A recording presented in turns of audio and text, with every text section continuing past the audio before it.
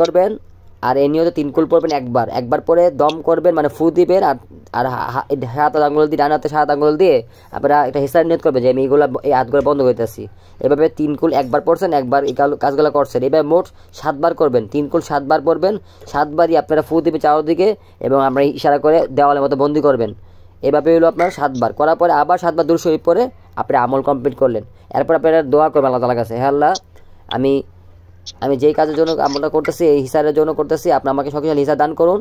জিনাতের যেন আমার ক্ষতি করতে না পারে, আমার পরিবারকে আমাকে তাদের যেন দেখতে না পারে, এভাবে নিয়ত করবেন। তাইলে আপনার শক্তিশালী একটা হিসাব হয়ে যাবে, মানে এক জুমার থেকে আরেক জুমা নামাজ পর্যন্ত মানে হিসাব থাকবে, 1 সপ্তাহের জন্য হিসাব হয়ে যাবে আপনাদের। তাহলে বুঝতে পারছেন আমলটা?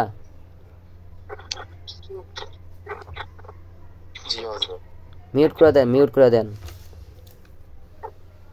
সাইফুল্লাহ ভাই, নাকি আপনি একটু মিউট করে দেন ভাই। এখন আমি আপনাদের একটা আমল দিচ্ছি। আমলটি হলো বাড়িতে জিন আছে কি না, মানে বাড়িতে জিনের কোনো আলামত আছে, মানে আপনারা অনেকজন আসবে যে রুগীরা বলবে যে আমার বাড়িতে তো হুজুর আমি তো সমস্যা দেখি, আমার বাড়িতে জিন দেখি, এই ওই দেখি। আসলে কি এটা কি রুগীর কি সমস্যা নাকি জিন আসলে বাড়িতে আছে? এটা পরীক্ষা করা একটা আমল দিতেছে আমাদেরকে, খুবই শক্তিশালী একটা আমল, পরীক্ষিত একটা আমল, আমাদের পরীক্ষিত করা এগুলা। এখন আপনারা যারা বলবে যে জিনের কোনো আলামত আছে কি না বুঝতে পারতেছে না বা পরীক্ষা করার জন্য, তখন আপনি কী করবেন, সম্ভব হলে আপনার ওই বাড়ির থেকে উঠোন থেকে কিছু মাটি আনবেন, হাঁড়িতে রাখবেন বা পলিথিনে রাখবেন, ঠিক আছে? আর যদি বাড়ি যদি মানে ঢাকা শহরে যদি হয় তাহলে তো আর মাটি পাবেন না, তাহলে আপনি ওই ঘরটা ঝাড়ু দিবেন, ঝাড়ু দিয়ে কোনো রকমভাবে একটা পাতিলে বা হাঁড়িতে বা পলিথিনে বইরা ওই ময়লাগুলো নিয়ে আসবেন, নিয়ে আপনার হাতটা ধরবেন না আপনি ধরা ছাড়াই আপনি অজু করে বসে সামনে বসে ওই ময়লাগুলো রাখা, তারপর আপনি প্রথমে পড়বেন 7 বার ইস্তেগফার পড়বেন, 7 বার দুরূদ শরীফ পড়বেন, 7 বার ইস্তেগফার পড়বেন, 7 বার দুরূদ শরীফ পড়বেন। পড়ার পরে 7 বার ইসমে আযম পড়বেন, 7 বার সূরা ফাতিহা পড়বেন, 7 বার ইখলাস পড়বেন, 7 বার ফালাক পড়বেন, 7 বার নাস পড়বেন। এবং আপনার প্রতিবারই কিন্তু ফু দিবেন, এই মাটিগুলো ময়লাগুলোতে ফু দিবেন, একটা করে ফু দিবেন এভাবে করে। দেওয়ার পরে কী হবে, সূরা জিনের 5টি আয়াত, সূরা জিনের প্রথম 5টি আয়াত 11 বার পড়বেন, ফু দিবেন। তারপর আয়াতুল কুরসি পড়বেন 7 বার, ফু দিবেন। তারপর সূরা মুজ্জাম্মিল 3 বার পরে ফু দিবেন। এই হলো আপনার রেডি হয়ে গেল আমল, কাজ শেষ। এখন যদি হাঁড়িতে হয় তাহলে ঢাকনাতে ডেকে দিবেন, আর যদি পলিথিন হয় তাহলে পলিথিনটা আপনারা কোনোভাবে বেঁধে আপনারা রেখে দিবেন, ধরবেন না, মানে কোনোভাবে মানে মাটিতে কিন্তু স্পর্শ করবেন না, আপনি রেখে দিয়ে মানে 5 মিনিট 6 মিনিট আপনারা অপেক্ষা করবেন। করার পর আপনারা হয়তো রুগীকে দিয়ে দেবেন, পরীক্ষা দেখেন আপনি কী অবস্থা এটার, বা আপনি নিজেই পরীক্ষা করবেন, দেখবেন কী জ্ঞান আসে জায়গার থেকে। যদি দেখেন যে পচা কোনো মাছ, ড্রেনের পানি বা কোনো পচা কোনো যে কোনো গন্ধ আসলে মনে করবেন যে এটা লোকা খারাপ খবি জিনের লক্ষণ, মানে ওরা ওই বাড়িতে আসা যাওয়া চলাফেরা আছে ওদের।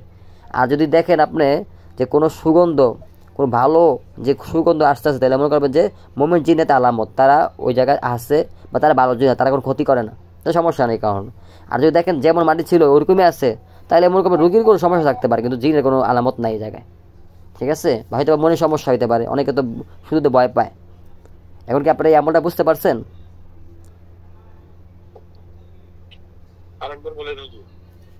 তাহলে আমি আরেকবার বলি। সর্বপ্রথম আপনারা মাটি সংগ্রহ করবেন বা ময়লা আনবেন, এই বাড়ি থেকে আনবেন, আনার পরে হাঁড়িতে বা পলিথিনে রাখবেন। রাখার পর আপনারা 7 বার ইস্তেগফার পড়বেন, 7 বার দুরূদ শরীফ পড়বেন, ফু দিতে হবে না, কিন্তু ইসমে আযম পড়বেন 7 বার, 7 বার পড়বেন, 7 বারই ফু দিবেন। সূরা ফাতিহা 7 বার পড়বেন, 7 বারই ফু দিবেন। সূরা ইখলাস 7 বার পড়বেন, 7 বারই ফু দিবেন। সূরা ফালাক 7 বার পড়বেন, 7 বারই ফু দিবেন। এবং সূরা নাস 7 বার পড়বেন, 7 বারই ফু দিবেন। সূরা জিনের প্রথম 5টি আয়াত 11 বার পড়বেন, 11 বারই ফু দিবেন। তারপর আয়াতুল কুরসি 7 বার পড়বেন, 7 বারই ফু দিবেন। সূরা মুজ্জাম্মিল পুরোটা 3 বার পড়বেন, ফু দিবেন। আপনাদের রেডি হয়ে গেল।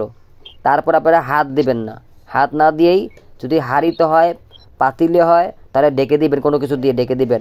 আর পলিথিন বেঁধে রাখবে বা ডেকে দিবেন, এটাও ডেকে রাখবেন। 5 মিনিট আপনি ধরবেন না ধরে আপনি গ্রান শুকবেন, শুকে দেখবেন যে কী গ্রান আসে। যদি দেখেন কোনো পচা মাছের বা পচা পানির কোনো পচা গন্ধ আসলেই মনে করবেন যে সূচি গন্ধ আসতে পারে, আসলে দেখবেন মনে করবেন যে এটা কোনো দুষ্ট খবির জিনাতের লক্ষণ, বা ওই বাড়িতে আসা যাওয়া আছে, তাদের যাতায়াত আছে।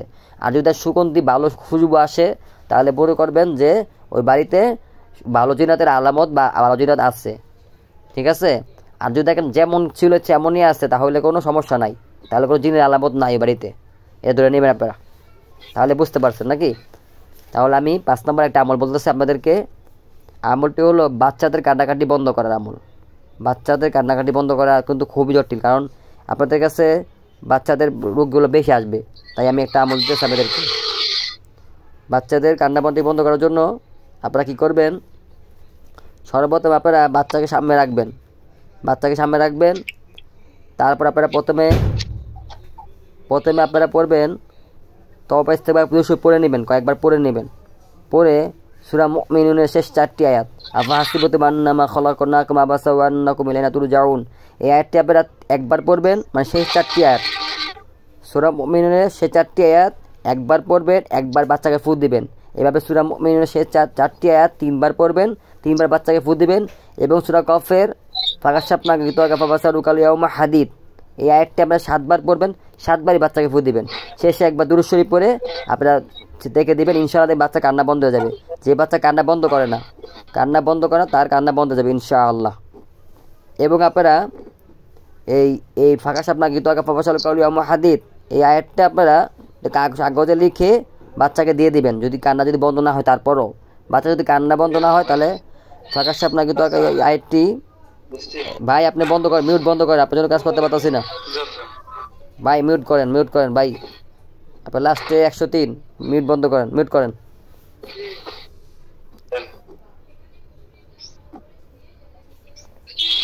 তাহলে আমলটা বুঝতে পারছেন ভাই? আপনাকে বললাম আপনি 103 লাস্টে, তারও তো বুঝতেছেন না আপনি।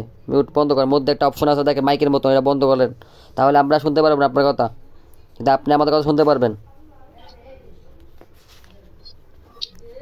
ঠিক আছে? তাহলে আমি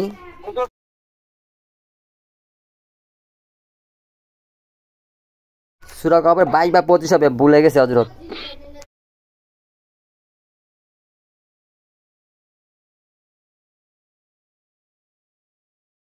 ঠিক আছে? তাহলে আমি আরেকটা আমার বলতেছি। যারা শক্তিশালী জিনের জেলখানা তৈরি করতে চান,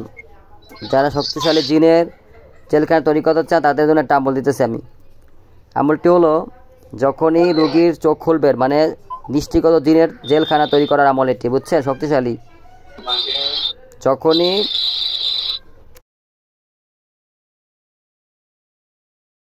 মিউট করেন ভাই, মিউট করেন, আপনার জন্য কোনো ক্লাস করতে পারতেছি না ভাই।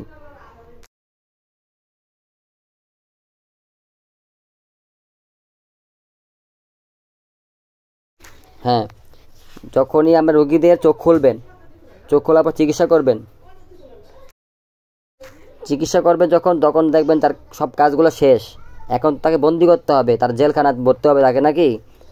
তারপর আপনারা কী করবেন, প্রথমে আপনি আল্লাহ তাআলার কাছে দোয়া করবেন, আল্লাহ আমাকে ভিক্ষা দান করেন, জেলখানা ভিক্ষা দান করেন। প্রথমে আপনারা কয়েকবার দুরূদ শরীফ ইস্তেগফার পড়ে নেবেন, বেজে সংখ্যায়। পড়ার পর আপনারা ইসমে আজম পড়বেন একবার পরে আল্লাহ তাআলা দোয়া করবেন আল্লাহ তাআলার কাছে, আল্লাহ আমাকে ভিক্ষা দান করুন, একটা শক্তিশালী জিনের জেলখানা তৈরি করুন, যাদের আমি জানি খুবই জিনাত, দুষ্ট জিনাত সবাইকে আমি একত্রে রাখতে পারি, তাদেরকে যেন একটা জিনাত অলরেডি হয়ে যাবে। তারপরে কি করবেন আপনারা, এরপরে আরেকবার বরকতের জন্য আপনারা সূরা বাকারা